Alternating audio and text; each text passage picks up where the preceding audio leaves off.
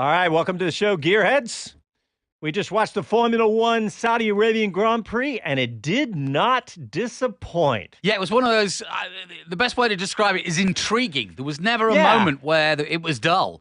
Yeah, it had plenty going on. We saw lots of action from the back of the... all the way through. It really, that's true, all the way up and down. Tsunoda's battle with Magnussen was awesome. It was. And Logan Sargent was sitting there in a nice battle, too. Yep. But Checo Perez wins the race ahead of Max Verstappen and Fernando Alonso with his 100th podium. Maybe. So, I mean, what's the debate? Bob, come in if you know. But it basically was it seems to be the rear axle jack. Yeah, was already connected when they were doing the 5 seconds. Right. Which is why Ocon got come done in for 5 seconds. You have to stop for 5 seconds. They cannot touch the car. So the question is just positioning the jack. Does that mean they touched the car? Martin Brundle seemed to think that they did. And if they did, the thing I'm curious about, because Alonso was more than 5 seconds ahead of George Russell at the end, but recalling Bahrain, where Esteban Ocon for Alpine blew his first 5 second stop. So they said, okay, that'll cost you 10 seconds then. So if Alonso is penalized for the jack touching the car, logic suggests it's got to be a 10-second penalty, in which case he's going to lose that podium finish. So we need to hear from the stewards. Well, I would agree. I think it is. I think it is an infraction. Yeah. Because as far as I'm concerned, for that jack to be there, a human had to put it there, which means there's somebody touched the car. Yeah, no doubt. But, if he touched it, because that is an advantage, right? If he's holding the jack below the car and it doesn't touch it, but if he's actually touching it, then yeah, absolutely. Yes. Yeah. What a shame on what has been a fantastic day for Aston Martin again. Yeah. I mean, unfortunately, measured drive for Alonso. Oh, fantastic. And he did not for 1 minute think that he could stop Verstappen or anything else, or even, he knew that his fight was with Russell and anybody else behind, and he won it. Yeah, that the Red Bulls were just clear of the field. Interesting, because I kept waiting for Sergio to pull off the grand salami of pole, win the race, lead every lap, and set fast lap. Here comes Verstappen, who with a mighty lap, a 131, I don't think anybody else got there all day, takes the fast lap bonus point. So they remain neck and neck in the championship. But I think it says something else about the state of play between the two Red Bull teammates. Recall last year, Verstappen never forgot, even if he was wrong in thinking so, that Perez had screwed him in Monaco by taking pole in qualifying and then spinning the car in the middle of the track so nobody else could improve. And it came back to him later in the season when Sergio was running for second of the championship. The team told Verstappen to let Sergio through for points, and he said, no, I'm not going to do that, and you guys know why. And Monaco apparently was the reason. So those guys are extremely competitive. And we heard Sergio complain to the team that he thought they were trying to slow him down to aid Verstappen during the race. So a lot of intrigue there. But the other point I wanted to make about the race is I was fiddling around with my phone and I looked up at the scoreboard, and the teams were there entering Noah's Ark.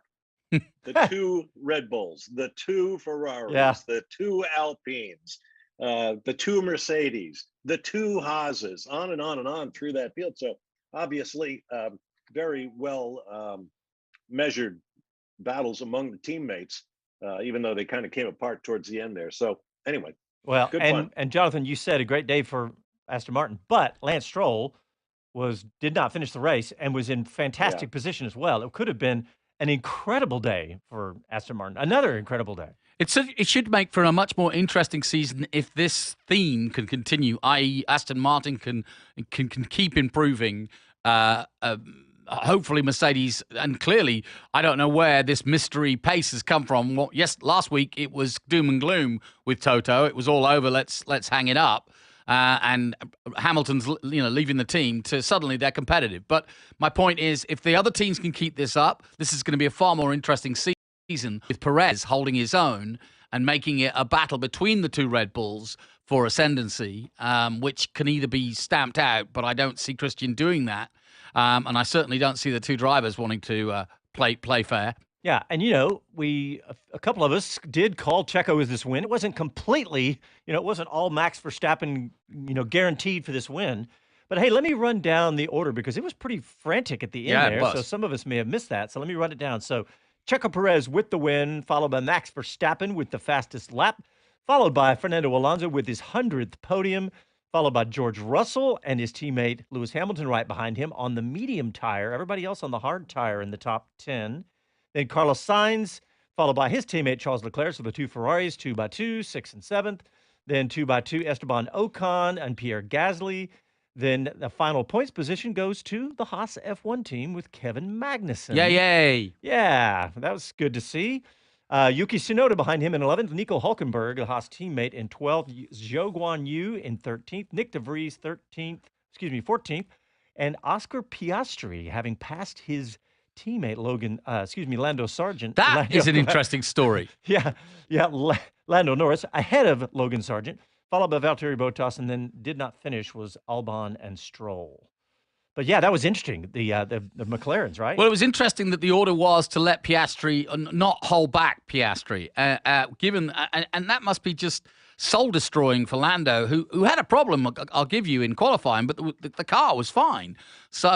What are they saying? I mean, or are we saying that Piastri's actually, with this car as it is right now, faster than his blue-eyed boy team leader? And you threw in that caveat, as it is now. Yeah, right, as it is now. Yeah.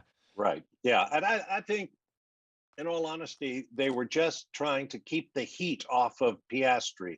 Okay. They wanted Lando Norris to be the more mature guy who gets by you, fight him, but don't put each other in the wall. Yeah.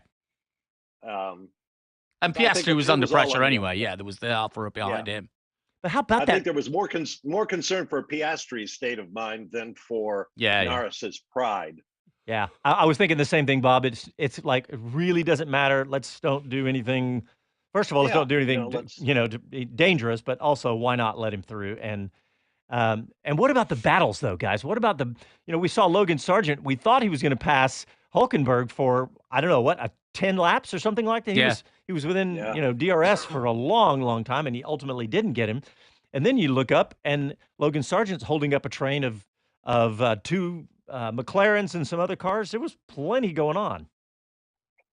Yeah, it's an exciting. There was. Go ahead. Yeah, I mean, the bottom line is what I'm pleased about is 10,000 meter rule. If I look down on Formula One at round 2 at 2023, we've got a season. We've got a heck of a season ahead. Yes, I think Red Bull are going to dominate. I feel like I can confirm that now, that they are just streets ahead and going from 10th on the grid to second, if not first, if he wanted to. I think, frankly, we have now a battle for second in the championship. In terms of constructors, anyway, but also I think we're pretty certain that Red Bull are gonna romp this if they keep going. Yeah, there was. I think a cynic would suggest all that passing was due to the DRS, and that's fine. This was the first we had DRS sections so close to each other that recall last year where Max Verstappen very conveniently in his battle with Lewis Hamilton, I believe it was, they would jockey for position as they approach the detection zone. So if you let the other guy ahead of you at the detection zone, you would get DRS. He would not. You could get him on the next straightaway. I think there was a lot of that kind of racecraft going on. But, aside the fact that Alonso politely allowed the Red Bulls to just disappear over the horizon, that showed maturity on his part. Why not at his age and experience? I hope he gets to hold on to that podium. I really do. As much as it would boost the Mercedes team and George Russell to get it, hopefully the stewards decide soon and Alonso gets his 100th podium. Only the 6th driver to ever do that. Speaking of Alonso, Casey, the producer, just handed us the FIA breaking news. The FIA decision on the first penalty, which out of location, which was what it says was the steward reviews video evidence showing that at the time of the start signal, the contact patch of the car's left tire was outside the starting box. So, yeah. Well, if they're going to be consistent from last week with Ocon, and I mean, you don't want an appeal from Alpine saying, hang on a minute, you dinged us for that, and here's the same situation. Yeah. I'm quite interested by this new look of the FIA or the stewards, if whatever. New look. Well, there's been a lot of controversy around them in the last 2 years, and to see them really red hot on track limits and starting locations is not a bad thing, because I think they're trying to set an agenda, benchmark, a respect from the drivers which had been lost.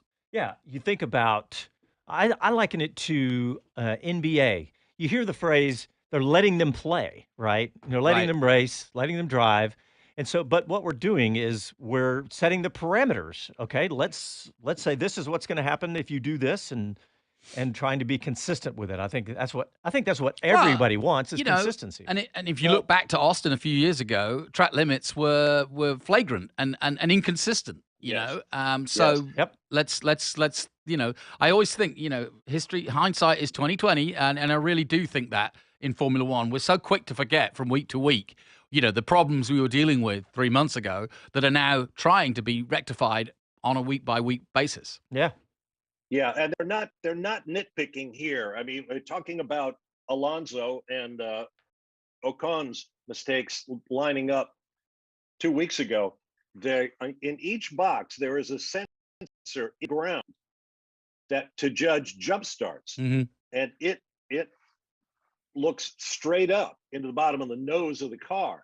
So if guys start getting sloppy about pulling in, they can get to a point where that sensor doesn't register because the nose of the car is offset, and you might be able to get away with a jump start because the sensor can't see you, as it were. So I think there's a reason for being strict about that rule, and I think, frankly, that's a good one. Yeah, and you also mentioned the FIA, Jonathan, and rightly so. Before I forget, the president of the FIA, Mohammed bin Sulayem, lost his son in a road accident last week. He was killed in a car crash. Oh, gosh. Sympathies with the president of the FIA. Yeah, that's very sad. Yeah, it just doesn't get any worse than that. And for those who don't know, Ben Sulayem, one of the most successful rally drivers, if not the most successful rally driver in the Middle East. Middle Eastern champion many times. The other thing I like, John, Bob, is the fact that, you're right. The 5-second penalty is the 5-second penalty. But the point is, it comes into play within the race. In other words, I like this stewarding where it's like 5-second penalty, you deal with it. And it becomes part of the race. Yes. We'd like you to be 5 seconds ahead of Russell. The team radio made for good team radio. Whereas this sort of Sunday night, let's have a look at it. Oh, we decided after the race was over and you'd all gone home and you'd all got your McDonald's and you're all on your plane that actually this happened. No, I want to see this happen instantly as it did today, and then they deal with it as a team and they rectify it, or they finish 5 seconds ahead of the guy they got to beat so that the penalty is negated. Mm-hmm.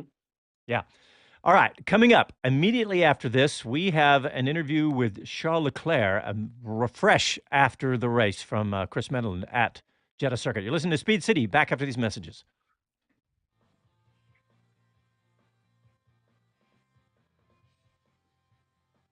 Ten-second penalty. Wait, what? What happened? 10-second penalty?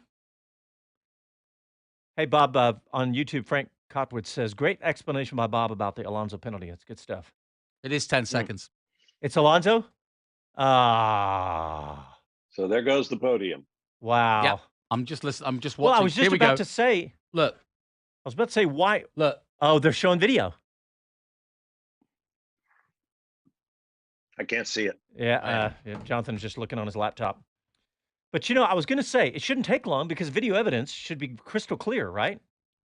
Yes. Wow. Okay. That's a shame.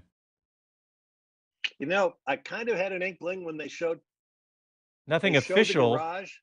Nothing official on the FIA website yet, though. Jonathan, where'd you see it? I'm watching BBC F1 TV. Oh, well, you're seeing the crime. You're not seeing the penalty. No, I'm seeing the FIA giving the crime. Oh, so they're definitely saying it. Okay. When they showed the crew in the garage, you saw a lot of the mechanics and crewmen kind of, that's okay, man. That kind of stuff happens, sort of body language. So that's when I kind of thought, well, this looks like it's got legs and we're going to hear more about it. Yeah. And we did.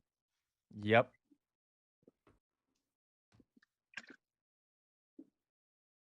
Yeah, Russell's third, officially.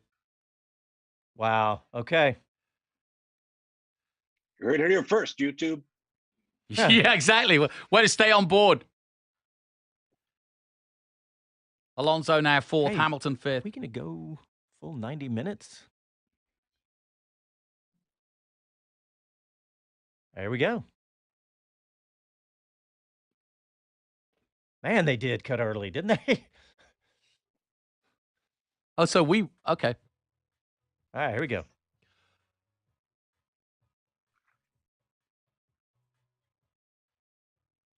Hello, I'm Jenny Gow from BBC F1. You are listening to Speed City. Welcome back to the fastest hour in radio, Speed City. All right, so while we were in break, Jonathan Green stumbled across the news. Yes, unfortunately. I've been watching F1 TV Pro, and yes, Alonso has lost third place.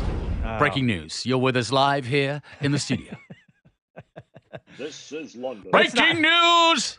But it's not. So it's Russell not funny, is now man. third. I know no, this it's not is- funny at all. I know. I'm just saying it should be because they touched the car. Well, right? and to be fair, they showed again on F1 TV Pro, they showed they showed the jack being, the car being touched within Black 5 and seconds. white. Black and white, yeah. It's like Logan's, penalty for going across the pit lane door. Yeah. Qualifying. Dems did the it. rules.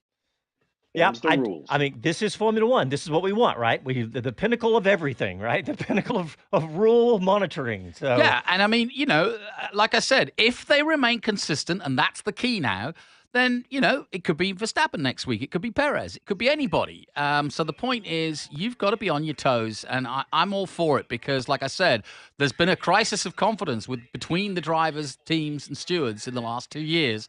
I still think Ben Suleiman's woes are not over. I don't think he's popular at all.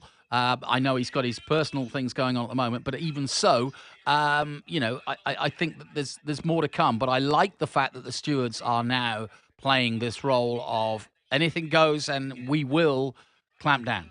Okay, well, I promised that we would hear from Charles Leclerc because Chris Medland is on the ground at the Jeddah Circuit in Saudi Arabia. So let's hear from Charles Leclerc. That didn't look like the result you were kind of expecting going into this race weekend. It looked like Ferrari just didn't quite have the pace of Mercedes or Aston Martin over the race distance.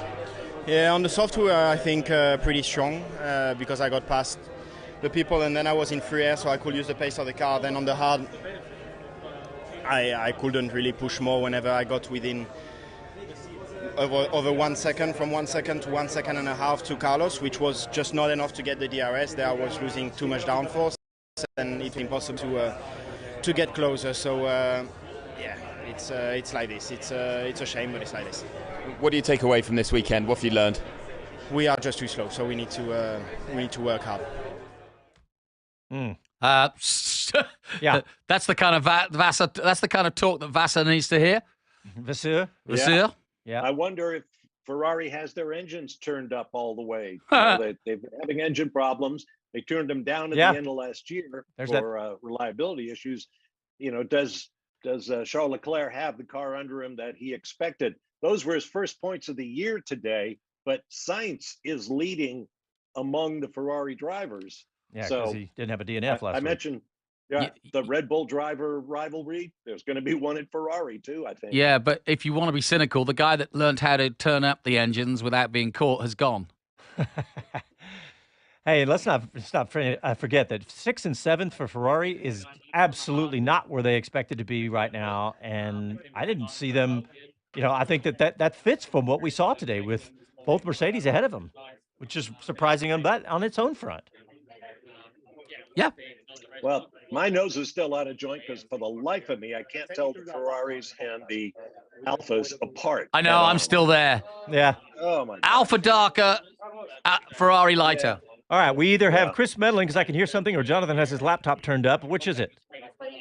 It's me, but I'm still in the broadcast pen, so I'm keeping my voice down a bit. But I'm about to put a question to Oscar Piastri when he finishes answering this one. What? Well, it's all been going off in here. I'm assuming we've all seen the George Russell promotion. Yeah. Which George learned about while stood in front of us here and got shown it on the big screen and was celebrating a bit. So there's a chaotic audio file I've sent your way, which will make no sense for half of it, but it was entertaining, I can tell you that. Well, let's play that now because we were just talking about it. So let's play that while you were waiting in line. Just before we do, because I've got Oscar here now. Okay, brilliant. And I'm just going to put a question to Oscar. Oscar, can you talk us through what happened with the start of the race initially when you got that damage? I'm not 100% sure yet. To be honest, I haven't seen it. I think just really a lap one, turn one incident. I was surprised that I had damage, to be honest. It was a very small touch, it felt like. So, just a shame. But yeah, I'll have a look at if there was anything else I could have done to avoid it. And any positives you took after that, seeing the race distance under your belt? Yeah, to finish the race today was nice. So, that's a positive. And I think a bit of entertainment at the end, a couple of overtakes. It was nice to get some experience with, using the battery to try and put some overtakes together and stuff. So that was good. 49 laps on a set of hards was unexpected, I think. So definitely some positives after. Obviously, just unfortunately the setback on that one. Cheers. There was Oscar, but I'm going to be really annoying and stay on the line here because we've got Lewis Hamilton and Pierre Gasly just in front of me. Do it, man. And stay on the line. Our fans would like to hear from both of these guys. So, what's your take? Was it a surprise, Chris? Obviously it was a surprise for Russell because he wouldn't have been aware. But for those watching as intently as you guys were, did you clock Aston Martin's fault and know that it would be a 10-second? Given what happened to Ocon? Close. It looked close at the time, yeah. But then the fact that it hadn't been mentioned, it wasn't looked at, it didn't come up on race control again. I assume Mercedes went through the footage very strongly and kind of were looking to see if anything had been incorrectly done so that they could send it to the stewards. But yeah, no real warning on that front, which was maybe the surprising part about it all. Mm. Hey, Chris, I just saw... I'm jumping back in because Pierre Gasly's right here. Okay, here we go. Double points for Alpine, so that bit's good. But was the race pace maybe lacking slightly what you were hoping for today? Yeah, I must say I expected us to be slightly closer from the guys ahead, and I think we definitely maxed out the potential which we had during the race. 8s and 9s is definitely the best we could have done, but I thought we may have a chance to be in the fight ahead of us, and we finished 10 seconds behind the Ferraris. So there's definitely some work to be done, but as you said, it's second race with the team. I think it's good to sort of build up with 2 results in the points for 2 races in a row, but definitely some work to do it. Oh yeah, that's Pierre Gasly, so more points for him. And now I think we can get to Mr. Russell if Casey has it queued up. But I will apologise in advance for the fact that this will make no sense until much later on. Yeah, absolutely. It was a bit chaotic at times on the radio, just trying to understand what was going on with these 5-second penalties or not. It was fun. I was pushing flat out at the end to try and get within 5 seconds of Fernando just in case. But I think he just had it covered. But P4 for me, it's been probably one of my strongest weekends in Formula One. We're just pleased with the result because I think we exceeded the potential of the car this weekend. To be honest, no, not really. I think we knew it would be close, but we thought we were just on the back foot compared to Aston, compared to Ferrari. But clearly, we made some small steps compared to. Can you hear me? Wow, this is loud. Yes, very loud. No, we made some small steps compared to Bahrain. We know we have a long way to go, but we're in an interesting phase as a team at the moment. We're making some changes to try and close that gap to Red Bull, and hopefully it won't be too long until we make a bit more of a step forward. Thank you. George, if I could just ask if you can even hear me. You said you worked very hard in the gap between the 2 races. Just how proud are you that seemed to pay off and put you looked the more comfortable of the 2 Mercedes drivers this weekend? Yeah, I think when you put the hard work in and it pays dividends, you definitely come away feeling satisfied. It's a track where you need a lot of commitment, a lot of courage. You need the car to be in the right window, and I'm pleased to come home P4 because that's definitely exceeded our expectations. What? Alonso just lost. Get me to the podium. That's right. We're just been told that George is on the podium. So George, what's your reaction to that? I want to be on the podium. It's too late for the podium, I'm afraid, mate. Hello. Cameras over here.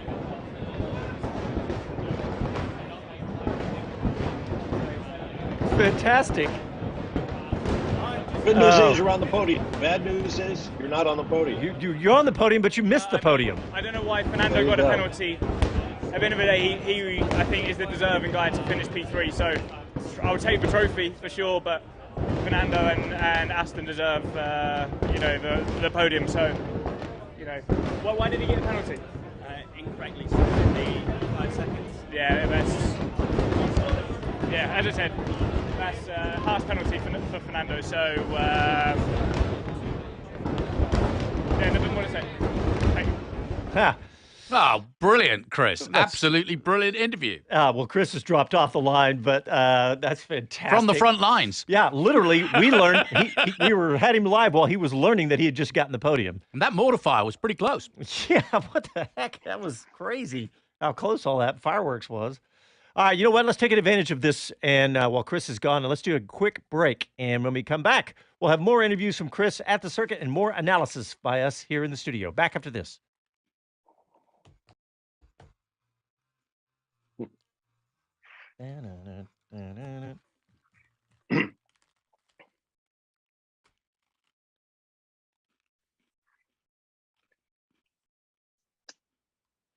All right, we're live on the YouTubers. Let's see what folks are out there. Not a lot of activity. Look at the championship. There is Sainz and Hamilton both on 20 points. Russell now on 18. So a great three-way battle for third in the championship already. Fernando actually is 30 points. He's third in the championship. All right, so F1 website's already updated? Mm-hmm. Well, and 1 point between Verstappen and Perez after that fastest lap by Verstappen. Oh, nice. Yeah, that's of course.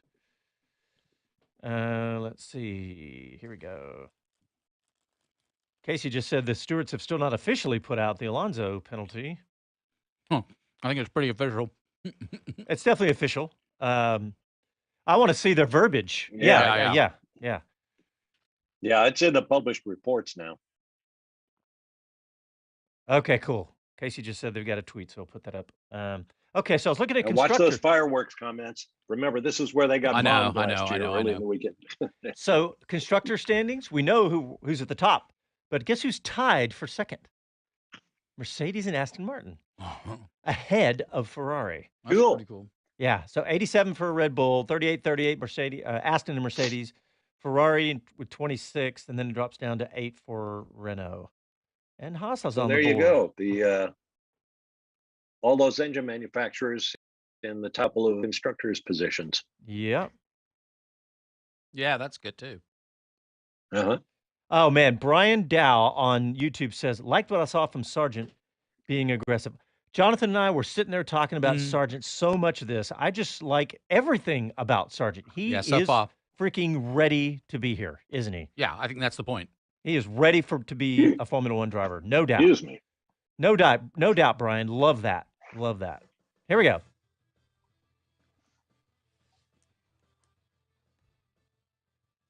Hi, this is Max Verstappen, and you're listening to Speed City. Welcome back to the fastest hour in radio, Speed City. CrowdStrike presents Driven in 60 as the official cybersecurity partner of the Mercedes-AMG Petronas Formula One team. CrowdStrike protects against cyber threats so the team can focus on what matters, their next win. The revolutionary cloud-native unified CrowdStrike Falcon platform harnesses the speed and power of the cloud to protect and defend organizations of all sizes against increasingly complex threats, stopping breaches before they happen. Because on and off the track, the stakes couldn't be higher. A split second can make the difference between a victory and defeat. When every second counts, protection shouldn't slow you down. It should fuel your momentum. CrowdStrike, protection at every turn. To learn more and to try CrowdStrike Falcon free today, visit crowdstrike.com/XM. All right, boys, we should have Chris with some more interviews coming up here shortly. But in the meantime, There's a couple of comments that I saw here on Twitter. This was Sean Kelly, Statman. He says Perez was 5.6 seconds ahead of Verstappen when he moved into second place on lap 24. In the remaining 26 laps, Verstappen never got within 4 seconds of Perez. That's good. Yeah, really good. Impressive, right? I mean, the thing is, we were eyes back, if you will, to see the chasing pack. But really, if you look at any other race, and Verstappen had started second, let's say, that was a phenomenal race by Perez. It was. It was fantastic. Yeah. What's that? Don't forget, Verstappen was complaining about a car problem. Yeah. Yeah, that's right. All I could say was there's nothing we can do about it. He was sensing a vibration of some kind. So he called it a drive shaft. Yeah, he didn't stop him getting the fastest lap. So it's weird. Well, that's the punchline. Oh, the car's wrong. Yeah. The car's wrong. The car's wrong. Here I go. Yeah. Watch me go. And the team came back to him and said, everything is good. Everything is good. But Max was pretty adamant that there was something wrong. And Jonathan, you jumped on his onboard and tried to listen. Yeah, I listened in and I couldn't hear any. I mean, I'm not listening to. Yeah, there was no real banter because the beauty of those onboard tracks is that you get their radio isolated. So I sat there and waited for them to kind of, go back and forth, but there really wasn't. He just got on with it. And they came back to him and said, any more updates? So, it was a weird one. Yeah, no doubt. I'd like Chris to follow up on that, perhaps before wheel to wheel. Well, he's offline, so he's getting interviews for us. But here's some really interesting stats. Kevin Kelly shot me it's one charts on Twitter. Am I the only one not benefiting from the Kelly magic? I guess so, but it's really good stuff. And there's just some quick stats. 5th win for Checo, 100th podium for Fernando, which we talked about. 13th place recovery for Verstappen from P15 to P2. Leclerc and Tsunoda both up 5 positions. De Vries and Sargent up 4. Nice run by Sargent. Piastri -7. Wow, yeah, Piastri went from 8th to 15th. And Bottas 4, and Albon and Stroll, of course, DNF. But some really interesting movements here. Like Carlos Sainz started 4th, ended 6th. Leclerc 12th, ended up 7th. But yeah, good stuff. Yeah, really impressed with Tsunoda today. That was a much more mature drive, and there's no question that they've wrangled him in from his wild boy days of not enjoying living in England, and now they've moved him over to Italy, and there's just he just seems to be a more finished article this season. Hey, Bob Varsha, I want to ask you. You know how grams matter in Formula One? Absolutely. Well, did you notice? I think it was one of the McLarens. I'm almost certain it was Lando, but he went over the curbs. He must have been in full downforce because he went over the curb and it looked like the car that explosion under the car. Exactly. And I'm thinking, okay, how many grams of what is it, titanium or whatever they put on the board underneath? Exactly. And how many grams of titanium did he scrape off the bottom of that car? It looked like significant. I don't know. Is that cheating? Let's see. No, not at all. I mean, you scrape off the underbody plank. What he's talking about is the plank made out of a wood material called jabrock. Here we call it particle board, I suppose. It's a certain thickness, goes under the car, attached at 6 or 8 predetermined points, and you cannot have it wear more than a very, very small amount during the race, or you'll be DQ'd, which happened to Michael Schumacher back in the 90s. But there are those titanium sort of skid bolts or something, I guess you call them. It's more spectacular looking than it hurts the car. I mean, I don't know how many grams of titanium there are in a shower of sparks, but yeah, it sure is fun to watch. And some of the most dramatic Formula One pictures I've ever seen include those sparks. I know. It's actually I was making fun of it a little bit when they brought it back, but I do like it. It makes for a fantastic photo, doesn't it? Jonathan, what are you studying there, buddy? I'm actually looking. Well, I'm just looking at, I'm looking at my boys from Haas, and 1 point has obviously put them on the board with Kevin Magnussen, given that AlphaTauri and Williams yet to score. Sorry, Williams have scored there, but a couple of points here and there. It's gonna, as we do the count back, that could be an important position today for the closing stages where Yuki Tsunoda was beaten to 11th and Magnussen got past him. Yeah. Driver of the day, I guess it's not a surprise, Max Verstappen. Yep. Pretty impressive. No. But when your car's Well, second ahead. Yeah. I'm going to send this tweet to Casey because it's a photo of the Red Bull team swarming Checo Perez. And yeah, you can tell that, he is well loved on the team. And, it's that underdog thing, but for sure. Checo's got this innate ability to, whatever team he's in, the chat, to be popular in it and do the job. And do the job. He's really good at playing whatever role he's got to play, whether it's team leader, whether it's backup man. He's good at both of those jobs. All right, we got a couple of interviews from Chris Medland on site at the Jeddah Circuit in Saudi Arabia. Let's hear from Logan Sargent first. Logan, looked like a tough race out there, but probably one where you learned a lot. You had a lot going on to deal with. Yeah, I think the first 30 laps went pretty well. Pit stop was good pit entry, good pit exit. But yeah, I just struggled to keep the option tire alive there towards the end. And last 20 laps, I was definitely hanging on to it, struggling. Just felt pretty disconnected to the car today, so quite a bit of data to look at and see why. But yeah, you gotta learn from the negatives and take the positives. Well, you were shadowing your teammate for a big spell there as well until Alex had to retire. It looked like your pace was good. Is it something that you come away from with more confidence that you've shown that even on a track that's tricky, you can be that competitive? Well, I think in qualifying, especially, it was really, really quick, and unfortunately we didn't get to show that. But I think today not as happy with. I think again it's a great way to learn why we struggled mainly towards the end of the race. But to be honest, even for the first 30 laps, I didn't feel very comfortable. So just a lot to look at to see why that was, and try not to let it happen again. We were talking about how he was on the tail of Hulkenberg for so many laps. He was probably burning up his tires doing that, wasn't he? Yeah, exactly. It does make me think, though, if Claire Williams was watching that race, how pleased she would be that from the Phoenix from the ashes, so to speak, Williams seems to be on the up and up. Two good drivers, a bit more organization, a new team manager, and they seem to be cross-fingered. They are one of the most successful teams ever. We forget that in Formula One, that they're back on track now to at least start achieving the sort of things and goals that they've expected, and they've long been in the doldrums for a long time.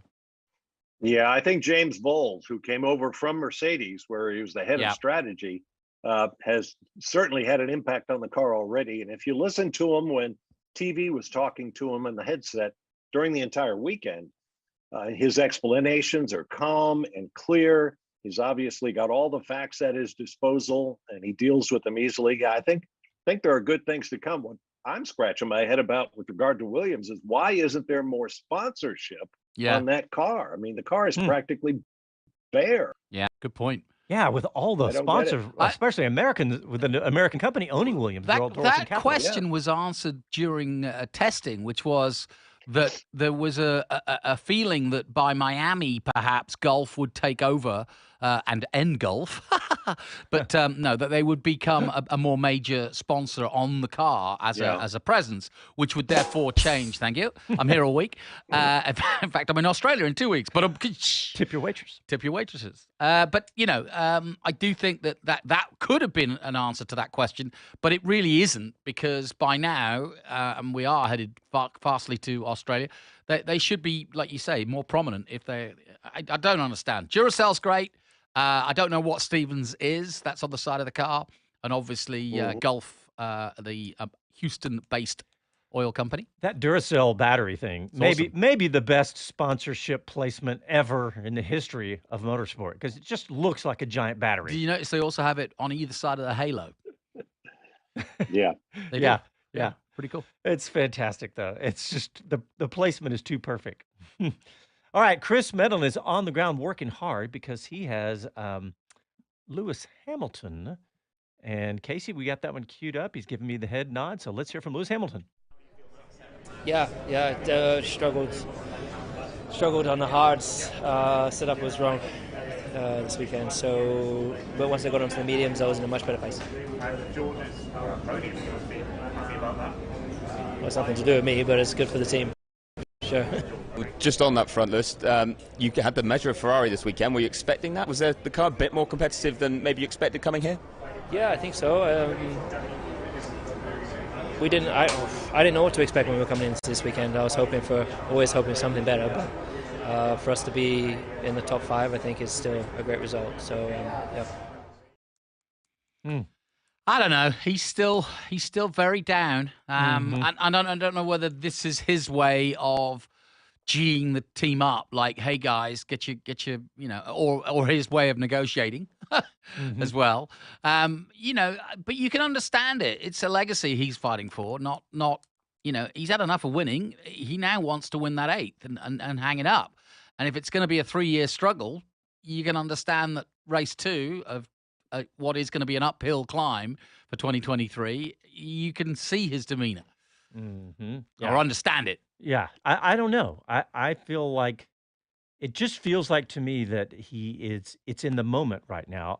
Yes, he may be negotiating, but it feels like he's not as fast as Russell for last season and this season. Well, so far. and you heard that he was like, well, that's nothing to do with me. It's good for the team. Yeah. In other words, I'm not celebrating that, which is, there's 2 ways of going about that. There's that way, or, yeah, that's great news for us. And he didn't do that. Where's Angela? Yes, exactly. Yeah. Angela Cullen's gone, and maybe she's the one who, like Tiger Woods' first wife, you kick him in the butt at the end of a tournament when he wanted to run for the airport, and she said, no, they're paying you a lot of money to be here.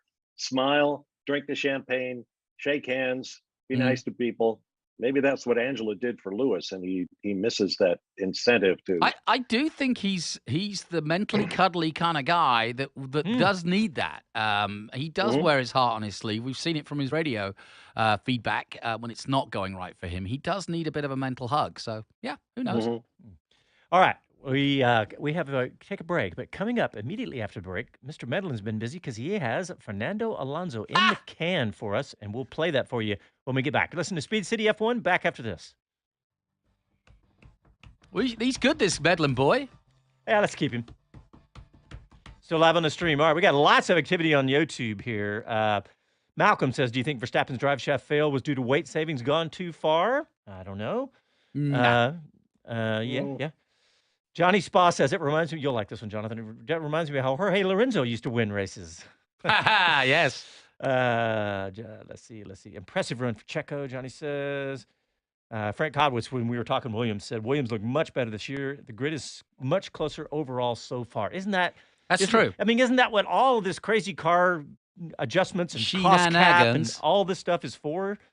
It's fantastic because, like you're saying, it's great for Haas to get a point, but you know what? Just some little tweaks here and there by any team, and they're moving up into the points and battling for points. I think you're right. That Zach Brown quote was the quote of the day. One day you're 8th, next day you're 18th.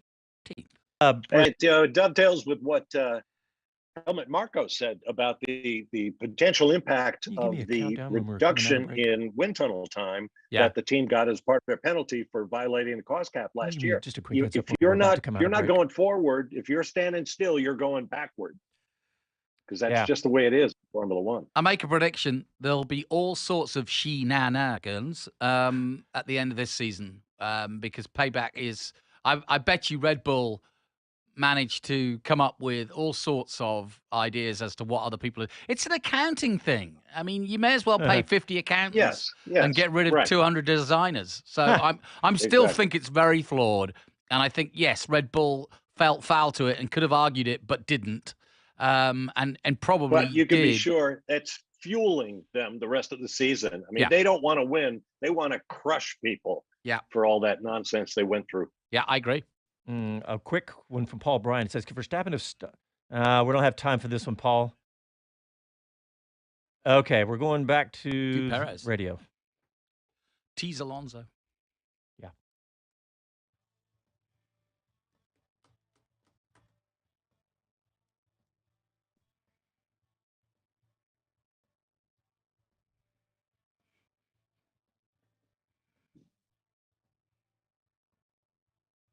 Hi, this is Karun Chandok, and you're listening to Speed City. Welcome back to the fastest hour in radio, Speed City. The Speed City F1 post-race show on SiriusXM is CrowdStrike. Stop today's most sophisticated cyber attacks at the office, the racetrack, and everywhere in between. Learn more at crowdstrike.com/XM. Okay, well, we teased it when we went to the break, and Chris Medland has caught up with the man, Fernando Alonso. I feel good. I feel great. I mean, I enjoy the podium. Then obviously, after the podium, apparently it could be a penalty, but I know the team is looking, to understand if that's the case or not. If that's the case, I think we finished fourth, so we lost 3 points from 15 to 12. But I think it doesn't change the feeling. The feeling of the car was very good. We were second fastest again, controlling the Mercedes and in front of Ferrari. So yeah, I feel super happy.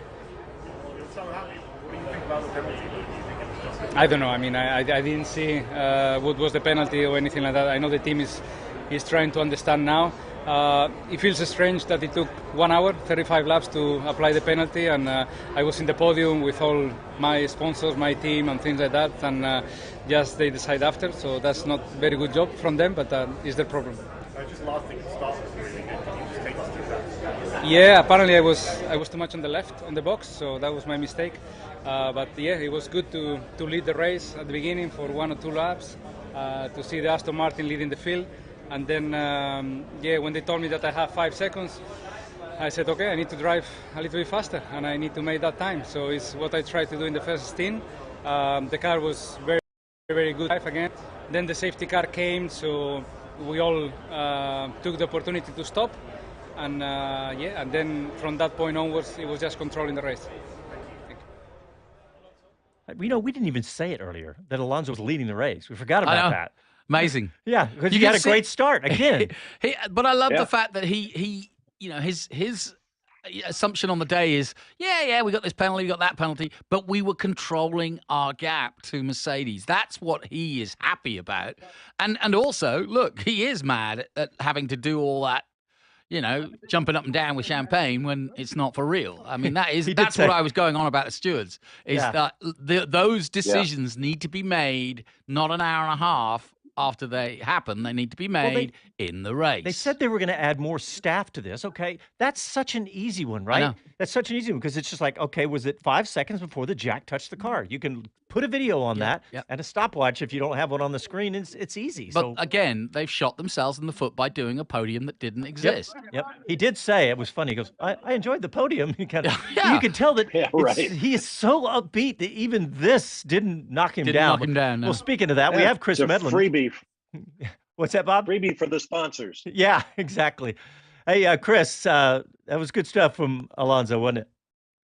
Yeah, it was. I mean, he wasn't keen on hanging around, so I was hoping to get another question to him. But one of the things that was quite clear was the fact that it's validation of how quick this car is. Regardless of where he's classified, he raced to third place. He raced as the second car. So, even if they'd retired later on, he'd have said, the thing's quick. So I guess a penalty is probably the least of his problems in that sense. It's just cost him a couple of points. But a bit odd. I'm afraid I had jumped off to do some of those interviews, so I missed if we did play out the full chaos of George Russell. But, that was awesome. George did come back in, and he said he came in and gave Fernando a hug and kind of got congratulated, and I think apologized to him that he kind of was taking his trophy off him. At the end of yours, he did he did say that Alonso deserved it. Yeah, Bob. Hey guys, something else that we're seeing in our replies on the YouTube channel. Max Verstappen parking right after taking the checkered flag. Some fans seem to be wondering why he did that, and the consensus seems to be that he might be worried about making that necessary 1 liter of fuel left in the car, having gone full rich to put in that thunderous lap to take the point for fast lap. Was he perhaps in danger of being under fueled when he went to Parc Fermé after the race? So I don't know. I came rushing into my sumptuous studio here, and I missed what happened after the race. But just putting it out there. Yeah, that was Paul Bryan. Could potentially be that. But the other thing I'd say is he was complaining about the drive shaft not feeling right. And if Well, there that's was true still too. any minute concern, maybe it's right, stop the car now, make sure it couldn't chew up anything else, damage Right, anything it's else not if there big. is an issue. And it's just precautionary. But yeah, I'll keep an eye on that just in case we get any documents through. Yeah. Is there any rule on that? I mean, do you have to do the slowdown lap? No, I don't believe you do, as long as they can I don't get think the so. fuel out of the car. Okay. All right. Hey, Chris, so you've got Verstappen and Perez. You want to lead into the Verstappen interview with us? Yeah, I mean, it's bittersweet, I think, for Max, because he knows he had the car that should have won the race if he'd had a clean weekend, but he did come back and get that second. So, yeah, Max was kind of in one of those moods where you'll see or hear with the final question I asked him, where he's kind of just like, well, yeah, it's all right, but I'm here to win. Yeah, I feel good. I mean, after starting 15, you try to do the best you can, and I think with or without safety car, I think that was second. And you had a couple of issues there with the car we heard over the radio. Were they considerable? Did they cause you any pain? Yeah, I mean, I was catching, and at one point I just started to feel really weird vibrations again on the right rear. And yeah, on throttle, in some corners, I started to get a weird balance. So at one point, you know, I did the maths, and I was not going to catch anyway if I kept on pushing with the amount I was catching. So I said to myself, second is okay today, and we settled for that. Plus, you took the fastest lap, so you must be really happy. Well, really happy is a big thing. I mean, we started off the weekend really strong, and we don't win the race because of course, our issues. So there are still a lot of things we can do better. Thank you. Max, there was a lot of talk about whether Ferrari would be closer to you here. Other teams get closer to Red Bull at this circuit. Very different to Bahrain. Didn't look that way. Is this validation that you guys can sweep this season? I mean, it's still a very long season. A lot of things can improve. But from our side, we have to, of course, maximize now early on in the season when you have such a good car. So that's what we try to do. I think, again, this weekend was not optimized, of course, with the issues from my side of the garage. But, yeah, we'll try to do better in Australia. And how proud are you then to get a second in a weekend where there were issues? Yeah, I mean, I'm happy that I recovered as much as I could. Yeah. I like it when Max says maximize instead of optimize. Okay. It's in the name. Jonathan, deadpan. Okay. Okay. I worry about you. You and my mom. Okay, Chris, you got Checo in the box as well. So you want to lead us into that? Yeah, Checo was obviously very happy, but I'd say what was really impressive here, he was being smart. He was playing the game a bit, because you'll hear the first thing isn't about how well he drove. He puts all the sort of praise onto Red Bull for giving him such a strong car. I'm really proud of the performance from the team. The guys have worked their ass off, and what they've done this weekend, you know, it's impressive to see from the outside. So I'm really happy for them, first of all. I think really this victory goes to them, you know.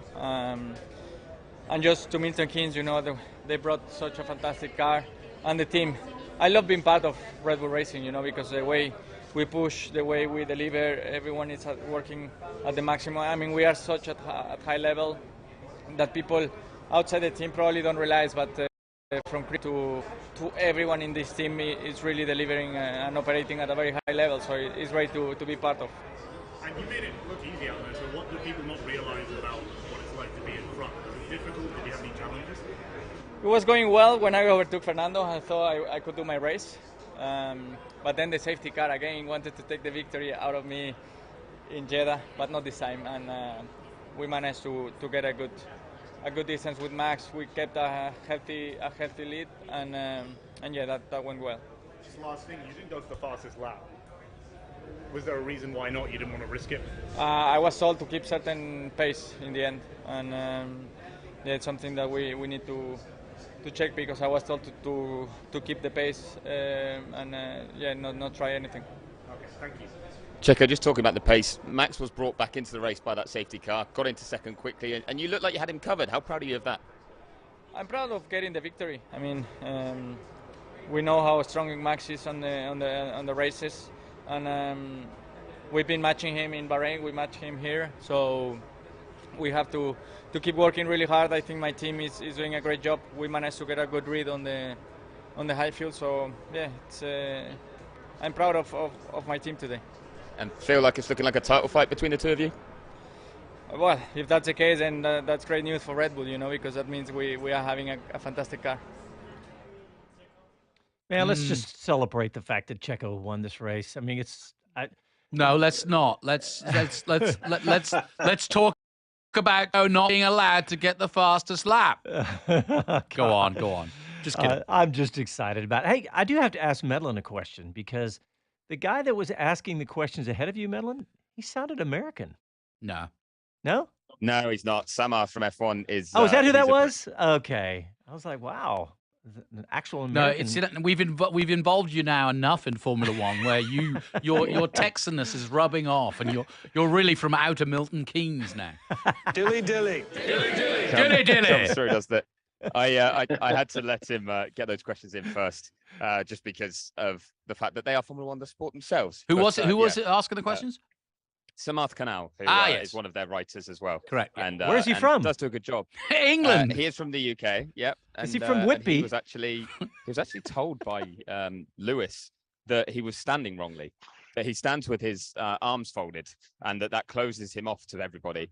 And I think if I'm quick, I can. So I'm going to break off because Fred Vasseur's here, and before he goes and does Italian TV, who may steal him whenever they need him. But until then, Fred, looked like the pace was lacking in the race. Was that a surprise? Yeah, for sure that the pace was decent yesterday in quali. We made a step forward compared to Bahrain, and we opened a little bit the gap compared to Mercedes and Aston. And I would say that even the first stint went pretty well. That for Charles, that he was able to come back. Carlos was stuck behind Stroll, I think.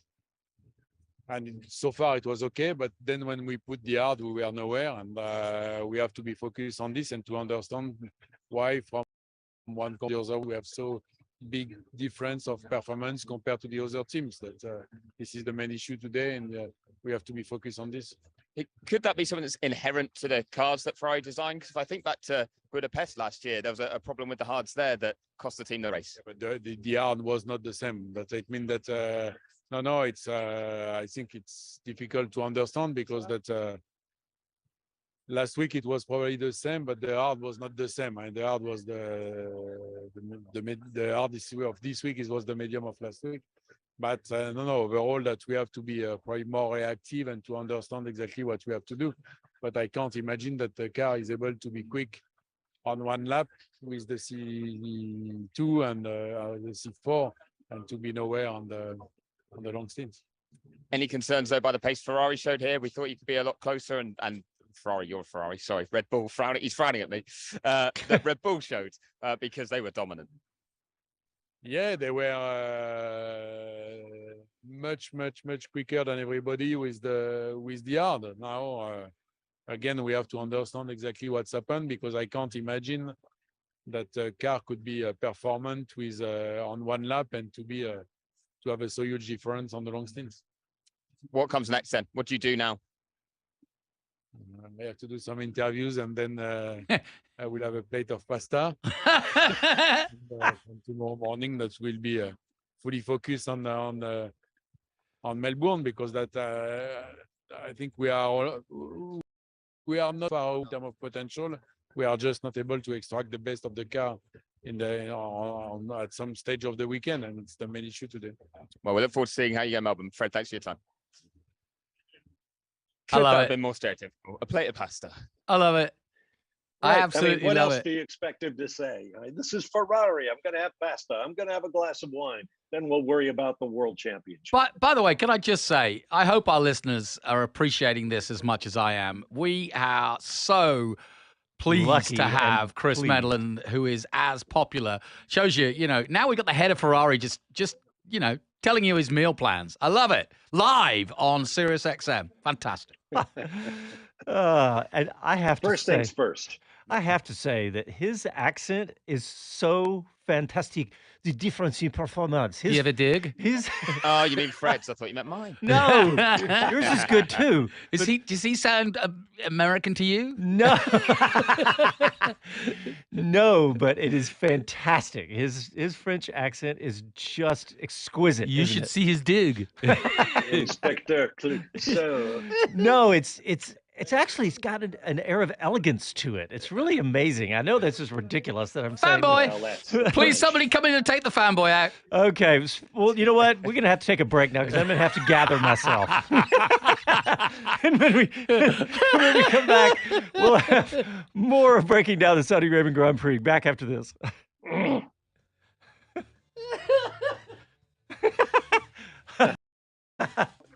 Here, let me help you up the floor. Let me help you off the floor, John. You okay? Yeah, this seat, you'll be fine. Here, put this towel on your head. I'm just glad it's. Are you okay? No, seriously, breathe. Breathe. A woman. Let's take your pulse. Ooh, that's a little high. We will send you a CD with Freitag's voice. Let's see, what do we got here? Andy P, going back to what we said, what you were saying, Jonathan, Andy P on YouTube says the interview is exactly why the FI, he's talking about Alonso being on the podium and stuff, and he says, yeah, exactly why the FI needs to assess penalties in the race, giving him no chance to respond. They said, as he said, do better, as he said. Yeah, Alonso was right about that. They do. But they are better, but they need to do even better. You can imagine it was the NFL and, you win the Super Bowl. I'm going to Disney World. Oh, wait, I'm not. Oh, yeah. Really good point. Really good point. It's been assessed that three-pointer at the end didn't go through. Yeah. What are we listening to, Chris? Oh, that's Bob's TV, I think we're hearing now. Are you there, Sorry, Chris? Yeah, I was trying to line up a chat with Otmar. How long we got left in the break? About a minute left in the break. Okay. He might have gone. I might have just missed him, but we'll see. What was He's run upstairs. I've definitely lost him. We're not dragging him back down. Oh, okay. Hey, who was that laughing during? Who was that laughing during Varsha's interview? Yeah, I thought it was funny. It was all of us. Okay. Oh, okay. Yeah, you have some pasta. Some pasta. It was partly me, because there was the point where I laughed at my own, your own joke, saying that Ferrari's pace. But it was the way he frowned at me. I could see. I realized I'd done it, but he was probably like, "You idiots, that's me." He does have a major league frown, Fred Vasseur does. I like him. I'm beginning to warm to him. Big time. I'm over the top, as I've stated. Here we go. I'll let you know when I do. Yeah. Welcome to the Fred Vasseur fan club on SiriusXM. Hello to everyone. This is Gunther Steiner. This is Speed City. Welcome back to the fastest hour in radio, Speed City. Welcome back. I was just laughing because somebody commented they saw Bob's new haircut and it said on YouTube and said compliments on Bob's new haircut. Wow. There's a story behind that. Okay. Was there a lawnmower and a fight? No, I went for the low budget haircut since the lady who regularly cuts my hair was recovering from surgery. So I went to the local, well, I shouldn't say the name of the place. I walk in, sit down, fall asleep. Oh, no. I get up, and he's cut off way more than I ever asked him to. And I think the warning I should have heeded was when he said he is leaving Atlanta. He's on his way to New York, where he's going to cut hair for the police department. Oh, no.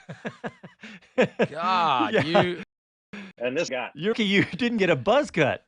Gee. Yeah, tell me about it. That's risky business. I wouldn't. God, I go to John's sister. That's smart. I get the intel. Well, you know. I get the family intel. No guts, no glory. There you go. Hey, Chris, did you run across any of the Haas boys? They got some. They got a point. I got to get some point. They got a point today with Magnussen. Have you run across Gunther yet? Nah, he's busy hugging the pilot. For that point. Oh, Chris has got us muted, so he must be getting an interview. Good man. So that's okay. Yeah.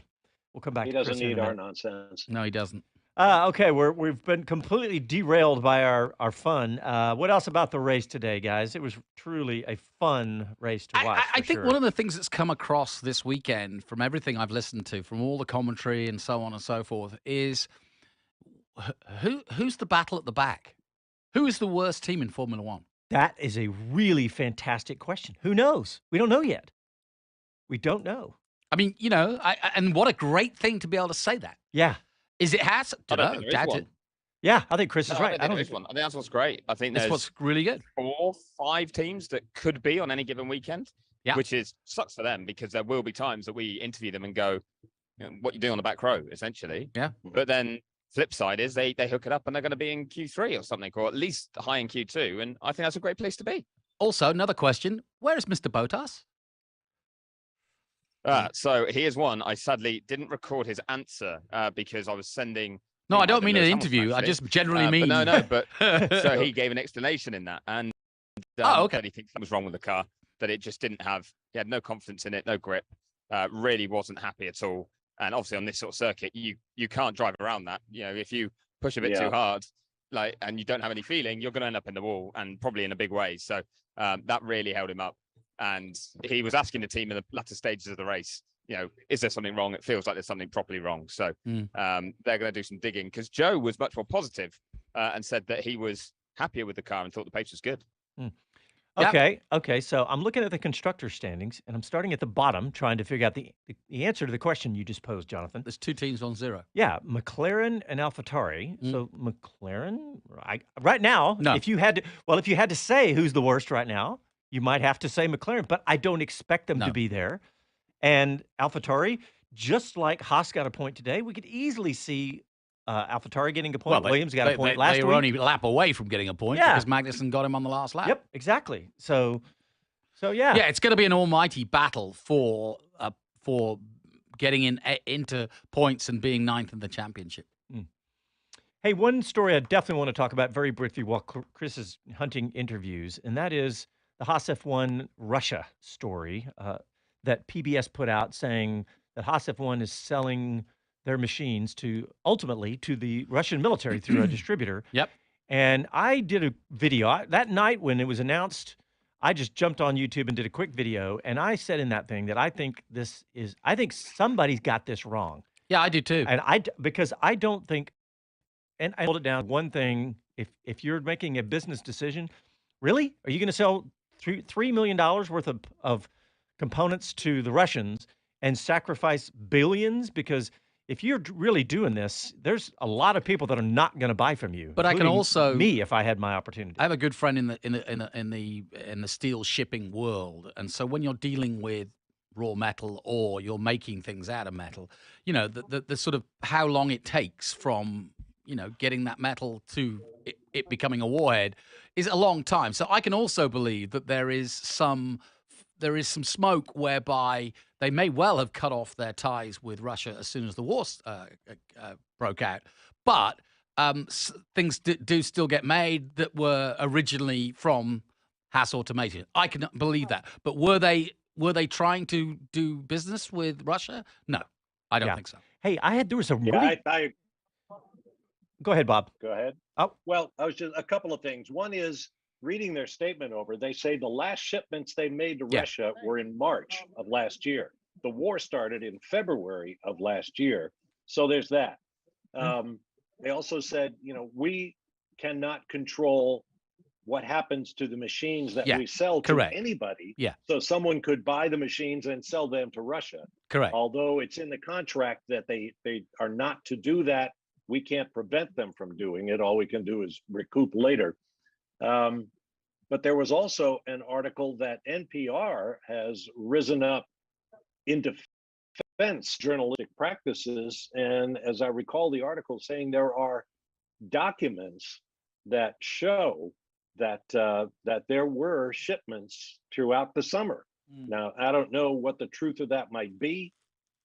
God knows we can't believe everything and sometimes anything we see on the internet, but it's out there, and it's a very sore point. But I think fundamentally, I agree with you, John, that why would you if you're just making a couple of $1 million in this multi-billion-dollar industry?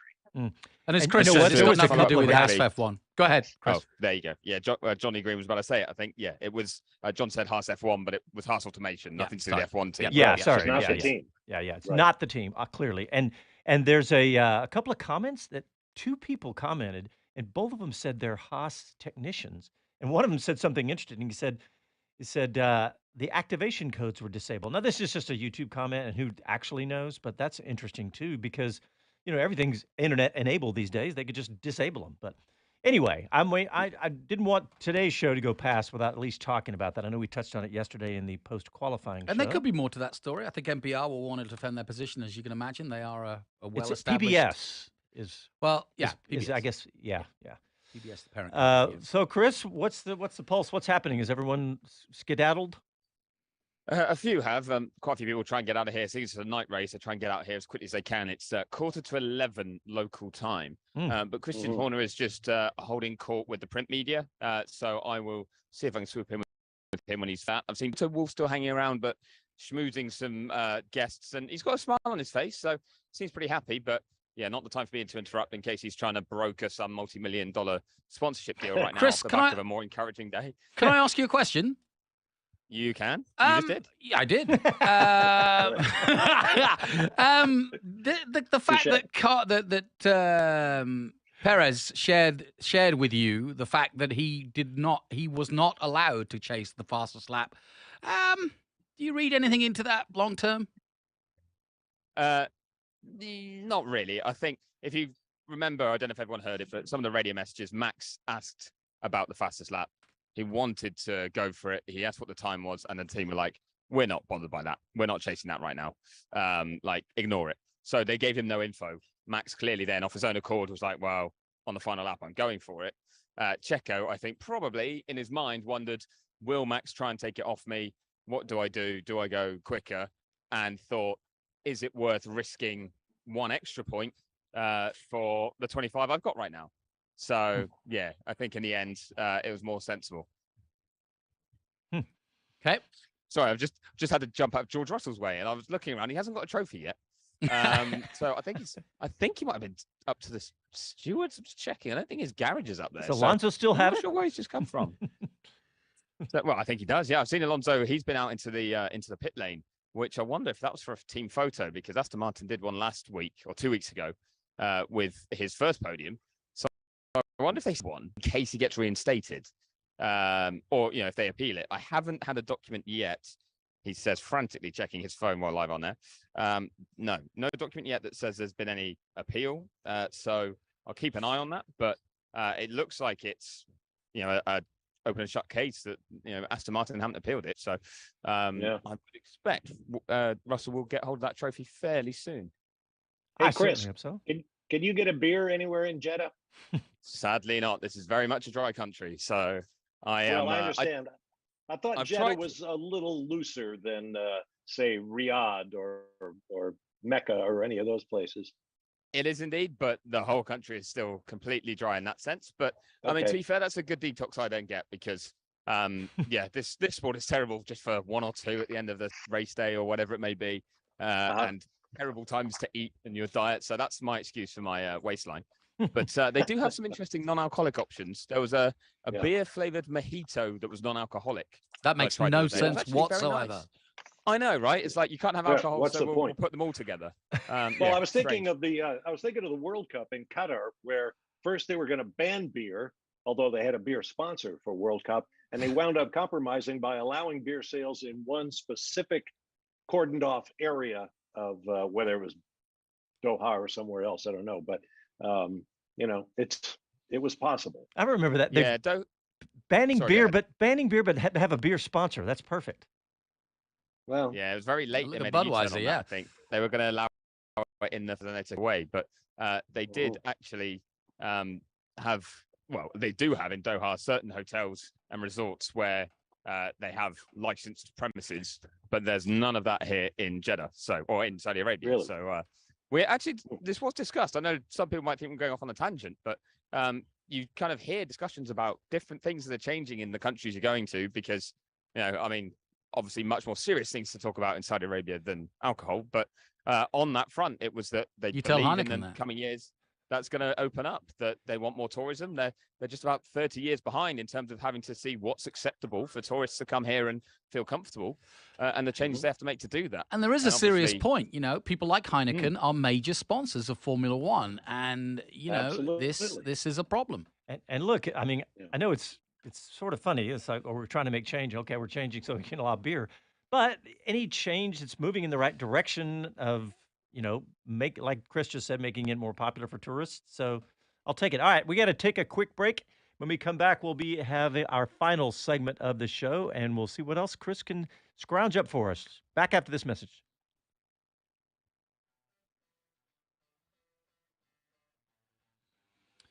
All right, still live on YouTube. Did you just say scrounge up? Yeah, God, huh? Tough. Scrounging. Well, But you got an apron and a broom. And Yeah, his girlfriend's actually getting all these interviews via Sky. His fiancée. His fiancée. Yeah. Yeah, I'm just stealing them. So I do have to be careful not to get in the back of too many Sky shots for that reason, because they're already annoyed I get in the way on the grid too often. I was watching F1 talk to Christian Horner while you were waiting, and it was pretty funny because I could see, I was watching the interview live, I was listening to our break count and knew you were there. It's pretty funny. Look at all this behind the scenes stuff you guys get on YouTube. Was it breaking the fourth wall? Is that what I say? But yeah, well, I mean, not quite on radio. But Did you, I had to hang around. Have you run across an attractive young woman doing pit interviews named Katie something or other? I have not. No. Okay. Well, there's a well, not new. This is the second season for a podcast using celebrities. Mika Hakkinen is on it. Will Arnett is the host. Yes. It's weird. But they sent this woman named Katie, who is a celebrity. I mean, she's had her own shows on Fox and whatever. But she is very attractive. And I thought, well, that's clever. Nobody attracts an interview like an attractive woman in this all-male, sort of environment. But an attractive woman in the F1 paddock? That's hard to believe. I should probably shut up.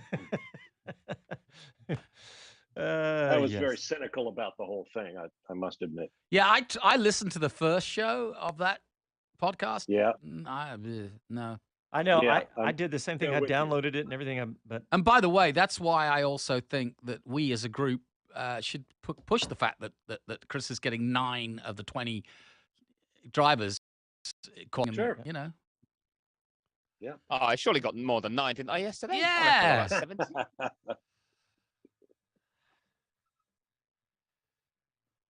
Hi, this is Jay Leno from JayLenosGarage.com, and you're listening to Speed City. Welcome back to the fastest hour in radio, Speed City. I could see you mouthing it when Jay Leno says Speed City. We've had that promo for about 8 years, and it still makes me laugh. Nobody can say it like him. Speed City. That's because he was actually making fun of us, because that was 2013. By the way, that's been 10 years. Was he on fire? Don't talk bad about the America's Gearhead, is what I call Jay He is Leno. America's Gearhead. Oh, yeah, absolutely. Hey, Casey, the producer, I tweeted out a hilarious photo of Nico Hulkenberg after he brushed the wall. See if you can dig that up and put it up on the screen for folks, because it was great. What else, boys? It was a fantastic race today with Checo Perez winning, of course. And so much activity up and down, but is Chris on the line? He's muted. Oh, I am. Yeah, he's here. Just what's your thoughts now going to Australia? What are we likely to see, given that we've got this almighty 5-way tussle behind Red Bull? Yeah, and behind Red Bull, sadly, I think is a given now, given what we've seen here. There wasn't a huge amount that says to me that will change that quickly. Although, as we got from the Toto Wolff interview that we did on the grid, there's positivity there about what they're getting in the future. It's just how quickly can they get it to the car. So I have to wait and see how quickly that might change that picture. I think, remember last year, Alpine looked very strong in Melbourne. Yes, that's right. Their car. I remember Alonso being in the frame for pole position until he went off at the not penultimate corner, but late in the lap. So I could see Alpine looking as strong, if not a bit stronger than here, especially because they felt confident preseason. They felt they started to show their hand a bit here and were getting some of that pace that they were expecting to see. And then it didn't quite materialize in race trim. I think they'll go through the data from this one and kind of work out, where it was maybe lacking in terms of getting the most out of their car. So that will be quite interesting. The big one, chatting to Fred as we just did, it's a big question mark over Ferrari now. I really do. I think Mercedes will be just as strong as they were here. So maybe nipping at Aston's heels. Aston's problem is that Melbourne is now actually quite high speed as well, with the removal of certain corners, some long straights, and they're a bit draggy. So, I, to be honest, similar picture to here is how eventually answer that question. Yeah, I would agree with that. Mm-hmm. I would also, it's how many times in Chris's interviews have we heard someone in a position of power say, well, we got to find out why our one lap pace is so different from our race pace, which clues you into what a difficult transition that must be for all these engineers and designers and drivers and mechanics and whatnot to leap that gap, if you will, or bridge that gap to race pace. It's a very different car and probably a very different driving approach between, one ultimate lap for the lowest lap time you can probably have, two surviving, 50 laps of a modulated pace. Yeah, I mean, you won 28.8 or whatever for qualifying compared to the 131 for fastest lap in the race. Big difference. Yeah. Mm-hmm. Hey, Chris, I'm going to try to compete with you next weekend. Because next weekend there's going to be 2 Formula One drivers here in Austin. We got more competing than they usually are. Yeah, we got. I'm going to see what ex-F1 drivers I can interview myself next weekend because we got NASCAR and Jenson Button, Kimi Räikkönen, and anybody else. I don't know. Maybe Daly again, but no, they're definitely. I mean, it's pretty cool. Yeah. It's pretty cool that 2 of the coolest guys that ever graced F1 are in NASCAR. You almost said coolest cats, didn't you? I almost did, but Chris, that's Chris's domain. I'll be really interested to see. Let's see what kind of demand there is to speak with the Formula One veterans, including 2 world champions. Bob, that's exactly what I said to Jonathan earlier. I said, bet there won't many people be lining up I'll interview him. I bet I'll be able to get him. I tell you one thing that is interesting. I just finished, while I was in New Zealand, I just finished Jensen's book, which, by the way, is a very good read and a really clever read because it's called How to Be a Formula One Driver, and it really does explain quite a lot about how you do it. But he definitely says several times, I want to try NASCAR, and I'm really serious. He lives in LA. There's no reason why. Yeah. Okay, so how do you Isn't become that what Daniel Ricciardo used to say all the time? Yeah, it is. I want to try NASCAR. Mm-hmm. So how do you become a Formula driver? We're going to scratch off being born rich. We'll start with to a certain extent, he was not born rich, which is why true. It makes sense. But so you go karting, yes. Then you move up to like F4, then you move up to F3. Like our young man, Ryan Sheehan, right here in Austin. I'm just going to. And then you go to a rich college in America and meet some rich woman who pays for your. Oh, wait, I made that mistake. You forgot that step. I forgot to. We talk about this ladder of talent, the staircase to Formula One. I've heard discouraging words about that from time to time.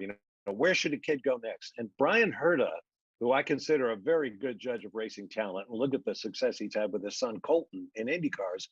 Brian once said, a young driver should go where he can win. Yeah.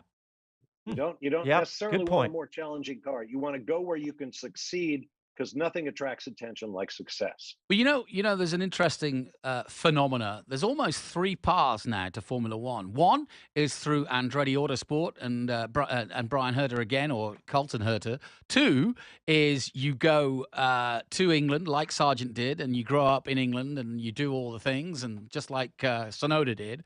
And you go F3 and you go F2 and then you go F1. Or 3, and this is why I'm telling you this story, you become a kid from Austin, Texas who falls in love with it at 8 and is now fighting for $600,000 to get prize money from Honda in the FR. I was in last weekend to go into Super Formula and take on Red Bull's top guy, Liam Lawson, in a similar Honda.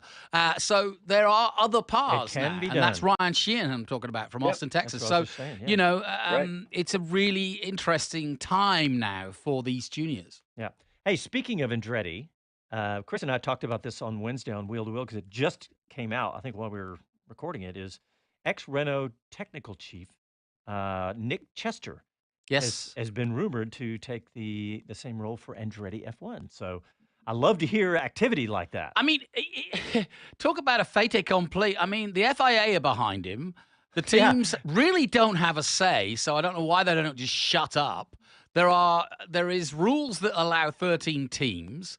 The problem is Andretti would come in as a midfield team, and that's what's really getting all of their noses out of joint, is that they would dilute the money. But all boats rise. And I'm sorry, but Andretti deserves to be there. Like you say, they've got a factory, they've got a team manager now, and they've got this unbelievable backer in Cadillac, and already have announced Renault as the engine. So Cadillac aren't going to make an engine per se, but that could happen in the future. They've got the new facility. They've got a new facility. Have, the best of the best. And one of the top there. drivers in America.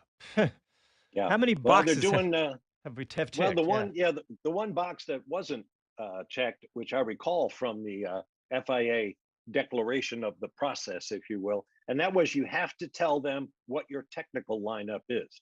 Who are your designers? Who are your engineers? Your plan going forward to achieve success within some reasonable time frame by FIA standards. So I think that's what this move with Nick Chester represents: is get experienced people with reputations and track records and fill in that technical lineup. You think there's going to be a problem with that? Absolutely not. It's just like they said, okay, you need a bigger name, bigger sponsor, tick. You need a manufacturer, tick. It's like, okay, you need technical people. People are going to line up to go put their resume in. But I honestly think that's the true fear. Yeah. And it is They're that, scared frankly, of once Andretti gets a car and puts it out like a Haas with just Andretti on the side of it, Duracell, I mean, all the names that you could think of. But then again, it could be the opposite, and Walmart get involved, or Target get involved, or Home Depot get involved, or Coca-Cola get involved. You know what I mean? But I would be fearing that if I were Williams, trying to gather as many American sponsors as possible, which they do at the moment, and they are bottom of the table. Therefore, they would be 11th now suddenly and get less of the money because Andretti wouldn't come in as the last team. I do see where the fear is, but I'm sorry. Like I said, when you look at the actual rules, it's up to FIA and Formula One. All right, we are out of time. But I want to make sure everybody knows we got the Wheel to Wheel show coming up on Wednesday at 6 o'clock Central Time, 7 Eastern, and we of course got our Sunday night with Speed City, even when we're not doing F1. So every Sunday night, 7 p.m. Austin time. So don't forget about that, and go to our website speedcity.com to find out where all of that is, what channels, what networks, all the above. Thanks, everybody. Chris Medland, fantastic job this weekend, As buddy. ever. Just amazing. Thank you very much, all. And very quickly, I just spoke to one team manager about the Aston Martin situation. They said they wouldn't be surprised if there's an appeal, but the fact they've reached the point of giving out a penalty normally means someone's done something wrong. So they think Aston are kind of done for there with the Alonso situation. All right, well, we are done for also. Talk to everybody next week. Happy trails. Cheers.